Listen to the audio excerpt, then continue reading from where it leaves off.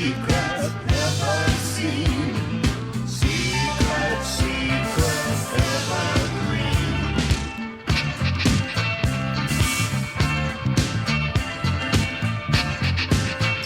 I was running at the speed of light, from morning's thoughts and fantasies. Then I saw your eyes at the crossfade. Well, it's not even 5 o'clock and I've still got plenty of sunlight. It's a surefire sign that we're getting very close to the beginning of spring. So everyone, welcome to another edition of the Wandering Yuki Cheese Cafe. I'm coming to you right on the very first weekend of March 2023. So I got an idea of doing this episode because I'm going to be meeting with a couple of guys to do some drinks again.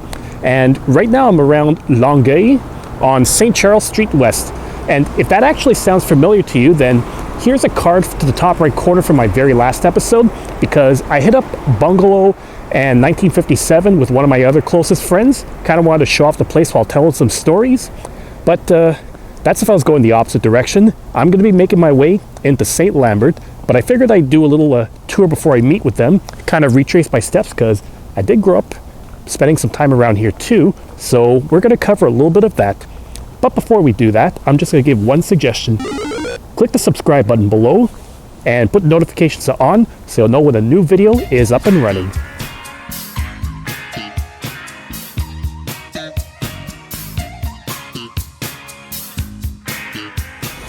Funny enough, I'm actually within the neighborhood of Longueuil that my buddy used to live around.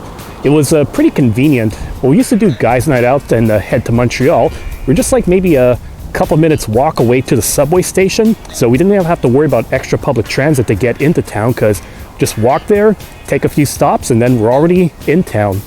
One of our usual locations we would go to together would be McKibben's Irish Pub that was actually close to Concordia. And I feel like one of these days I should cover that on a future episode, because I got enough stories and memories to share over there and a few experiences. But that was in the past. Now he's moved elsewhere because, life changes, things happen along the way, you have a family, and etc. But hey, doesn't mean we can't all meet up, because even around his neck of the woods, there's a cool spot. Saw the details fall away. The shrieking when nothing was killing, just pictures of trap girls and synthesis. And I ain't got no money and I ain't got no hands. But I'm hoping to kick with the planet. Yeah, this has drawn up a few memories. I'm now around the border of Saint-Lambert and Longueuil, because St. Charles Street West eventually morphs into Riverside Drive, or Riverside Street. I know, I keep confusing that street with the street that Doc Brown lived on in Back to the Future. But around here is a little memory of mine for Champlain College, or as they say in Quebec, CEGEP. Once again, if you're not from the province, I can explain to you. CEGEP is basically like a little pre-university study, so you would do 2 years here before you go on to the actual university, whereas everywhere else you have a grade 12 in high school before you do go to college. So college, from everything I could gather, is basically like going to university elsewhere, but here, college specifically refers to CEGEP. Yeah, it's a very confusing concept, but what can you do? You can even do some trade schools there, going for 3 years, and then you get to work right afterwards, depending on your field. But yeah, this is where I used to go.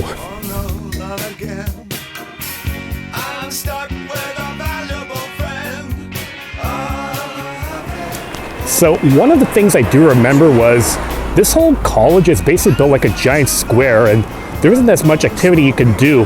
Most of the time you've been sitting down studying, you might be just sitting chatting with everyone while you're in between classes, or sometimes people from one of the other colleges like Dawson over downtown, or probably people show over here because we kind of all knew each other from back in the day.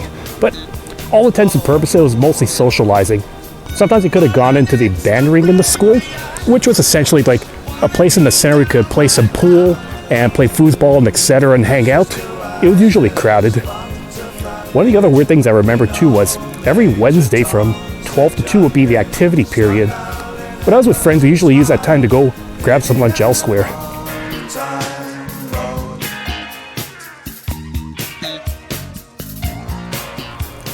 So where exactly would we go in to grab lunch?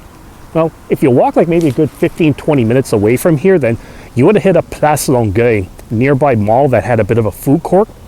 Remember the few friends I would hang out with in that time would be making a big deal about going to Kojak's for, it was like souvlaki and for some fries. But they always make a fuss about the garlic sauce there because we always used to get some extra to dip our fries.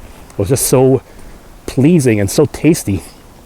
And you know me, I'm Ukrainian, so I obviously love garlic. But besides that, one other spot we used to hit up a lot was, I believe it was Noodles Express, like close to Concordia. It was one of those spots where you could, like, Asian cuisine, you get General Tao, you get sauteed noodles with beef, chicken, shrimp, and whatever. We used to go there a lot because it was actually pretty affordable. Back in those days, it was like maybe less than $10 for a meal, which, you know, almost seems like it's hard to believe in this day and age.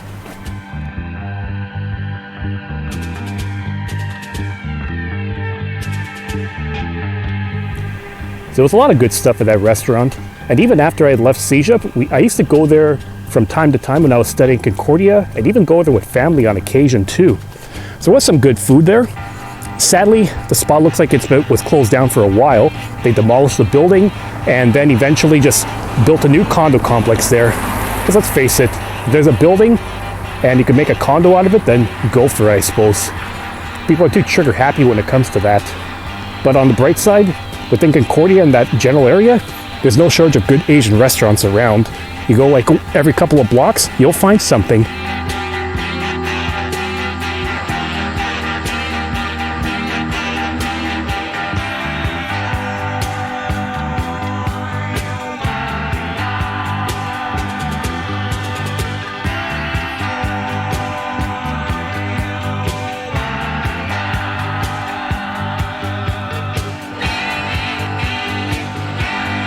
Yeah. From this part of the street, which I can confirm now is Riverside Street.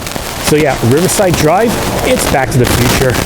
But yeah, something I can see from this part of the street is that you get a pretty good view of St. Helens Island, Jean Drapeau Park, and the Montreal skyline, along with the casino as well. And actually, just in case, I'll put a card in the top right corner for you to watch, so you can do a little exploration like I did around Jean Drapeau Park and then retrace some of the memories from there. Yeah, traces of the World's Fair, almost like well over 60 years ago. My, how times have changed. Time flies though.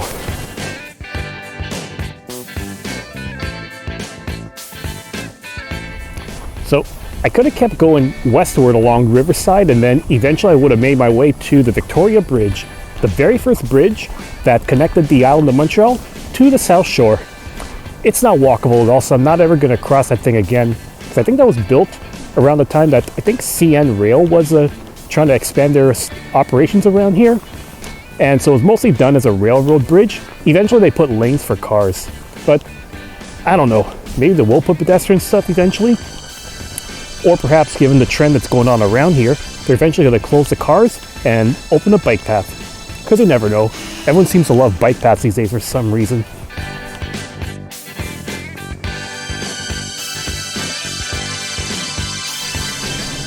One thing I could say about a lot of the houses around Saint-Lambert is that they're large, a little old, and could be even pricey if you're trying to look for something affordable, whatever affordable means these days. I do have another memory actually being around here. After going for registration at Champlain, like there was an orientation day for our first day, I ended up over here with a classmate we were just hanging around, just shooting the shit, I believe. And I think it was a conversation that happened where they might have mentioned that one of the houses worth around here, me fail English, that's impossible. So, I think we're talking about the value of a house around here, and I don't know which one it was, but I think they said it was like worth around $300,000, which you have to remember, this was in 2002, so I can only imagine how expensive it is nowadays, because $300K back then, it was a fortune. And in my area, that's like a little less than what the average house price is too. Again, affordability.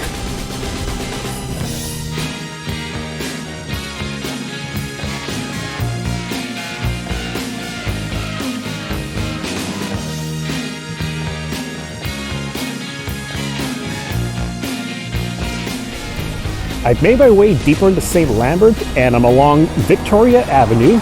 So if you come into this part of the city, Victoria Avenue is a major artery where you find a lot of these small shops, a lot of restaurants, cafes, even a bar too, I imagine, as well. So it's a pretty cute atmosphere. A lot of the old style architecture too. If you come here around Christmas time, then there's a pretty awesome looking Christmas village. Beautiful stuff and well decorated. Okay, I'm not sure of the exact location, but I remember that there would be the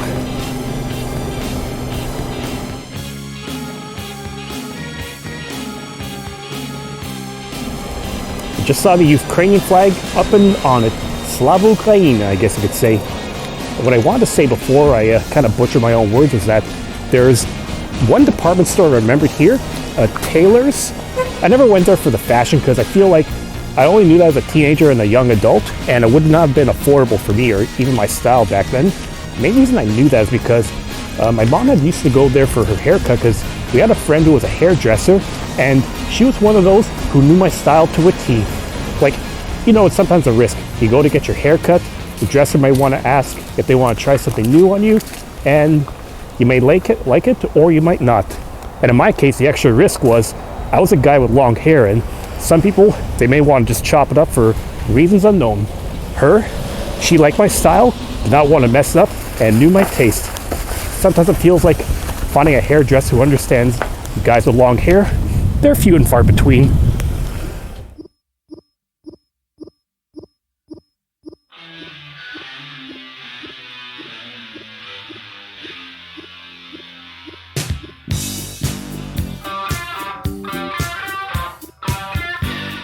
Oh, I stand corrected. Taylor's is still here. Yep, so I do remember going there for my haircuts back in the day. Really nice. I feel like one of these days when I'm not with the friends, I should do a little hop around and maybe showcase a restaurant down here. Because I do love the old style, very rustic, very ancient. And I'm not talking about ancient Rome. Yeah, very funny.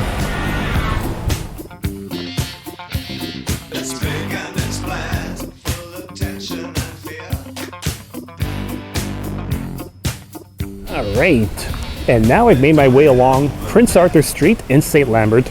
And no, it's not to be confused with Prince Arthur Street in Montreal that I've showcased a few times on the channel. You just have to go here, like around Victoria Avenue, go onto Prince Arthur, and then you get to the pub over here. It's called Les Assoiffés. I want to say it translates to the thirsty or the thirst quenchers, but I'm going to have to Google that before I come here with the guys. But I just thought I'd showcase it first for everyone's own enjoyment. Oh yeah. Gotta show off the title card for everyone.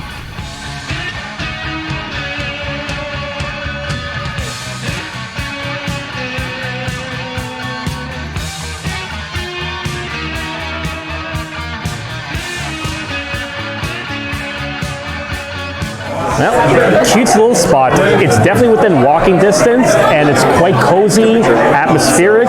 Love it here. And they got a really good selection of brews too, because one thing I found is that on the menu, they seem to change it from time to time, so unfortunately, I wasn't able to look at the menu ahead of time to see what kind of cheddar I can generate for myself, meaning what kind of beer can I order ahead of time and see if I can come up with stories. So it's a bit of a mix of, let's say, stuff that they make over here and some stuff that they get from other places, but it's all Quebec beers.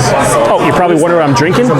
This is Monte Carlo from Les Grands Bois, and I've showcased this on the channel numerous times. This is a New England IPA, which kind of looks like orange juice. You know, that's the joke. It's like fruity, hoppy, it's a beautiful thing, and it's only 5.5%, so it's an amazing one too. Happy Friday, everyone. And yeah, I've been in the busy drinking it. I've just been chatting with my friends and forgot, oh shoot, I have to record. What can you do? This is going to be my appetizer. I looked at the menu too for food. We'll see what I get. So I actually actually had to laugh because I was looking at the food menu and I want to get a Poutine to highlight on the channel because I haven't done it yet, but something, oh yeah, I did get a Poutine, but there was one element I saw that caught my eye pretty crazily.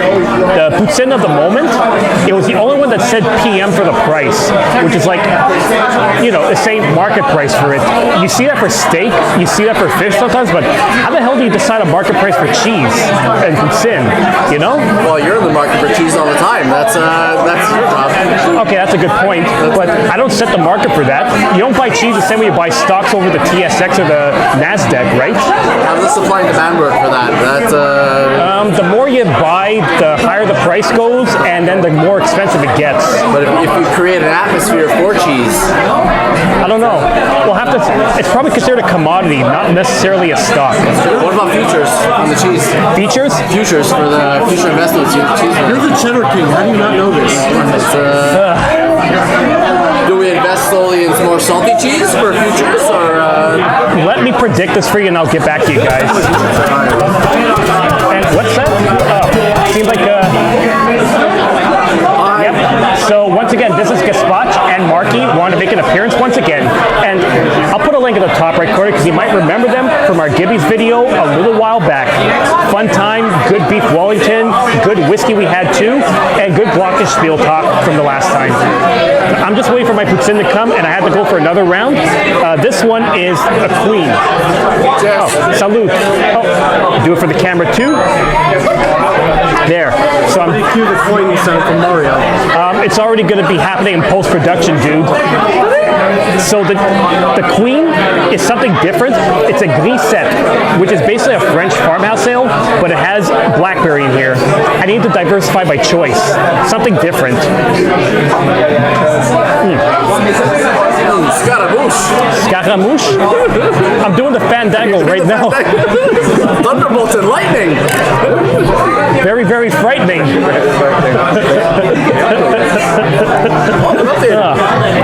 I'm sorry. It feels like we got into Bohemian Rhapsody for a second. You start the line, everyone wants to finish the song.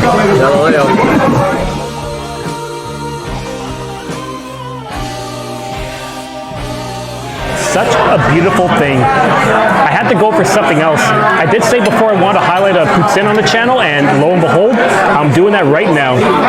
So any of you who's watched this video outside of Quebec, Poutine is basically just fries with cheddar cheese and sauce added to it. It's like one of the best things that come from this province, along with Poutine chômeur. If you could look past some of the other roots of that. And actually, I'll put a card in the top right corner because I did talk about Poutine chômeur when I was at Bistro around Old Montreal, but the one that I got is with the sausage. I don't know what it was, like Brezingver, or I'm not even going to pronounce it because I know I'm going to butcher the language and I won't be able to do it justice. But I thought, why not do something different? That's a mighty fine sausage, guys. Oh yeah, extra for that sausage. Oh yeah. Well, originally I was going to go for the pogo and talk about how the pogo differs here compared to what you get in the store, and just say like it's basically good quality sausage mixed in the bread, so it's like, you know, you batter your sausage. Well, you can jump on my pogo anytime you want to. That's fine. Oh, Well, why would I do that? we're talking about food. Yeah, we're talking about food. Brezingver or something like that. I'll check the menu afterwards. Yes, it is. Why do you think? I was talking to the camera, I talked to you guys. Like, who am I talking to if it's off? That'll be the on-running joke for Dave. Is this thing on? I know. Hi, YouTube. Yeah, Gaspach says hi, YouTube. But yeah, Gaspach. We were talking about Poutine chômeur a while back, right? One of my favorite desserts. It's a classic one, but I forgot to mention this in the last video. It's originally from Quebec, but it actually started to be made like with stale bread as opposed to cake when I looked it up. Started being made during the Great Depression. Exactly, that's why I should have known. You're a history buff, so you would have picked up on that. I had it last Friday here in Saint-Lambert restaurant. Sweet. I love it. It's so good. Yeah, it's a simple dessert, but it's super effective, super delicious. It's really hard to screw up. Again, screwing up Poutine chômeur is like screwing up mashed potatoes. You can't do that.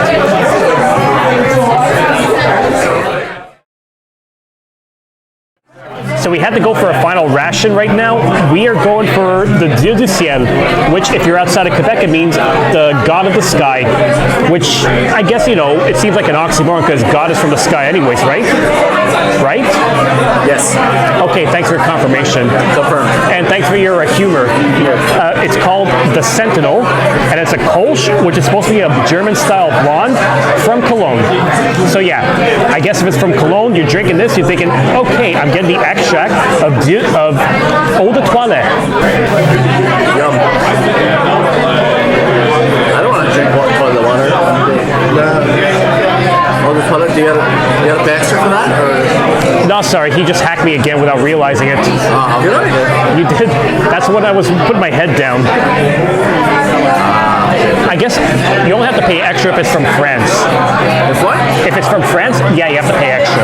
Okay. Okay, so we're trying to figure out the taste of this, and there's something in here. It's like a spice. I just don't know exactly. So, Marcouche, what do you think? Okay, it's somewhat bitter. It's peppery. I find it peppery, and it's almost like the bubbles are extra tingly on my tongue. And I don't know how to describe it. The bubbles are tingly? I say peppery and bitter. So, tingle is walking along your tongue then.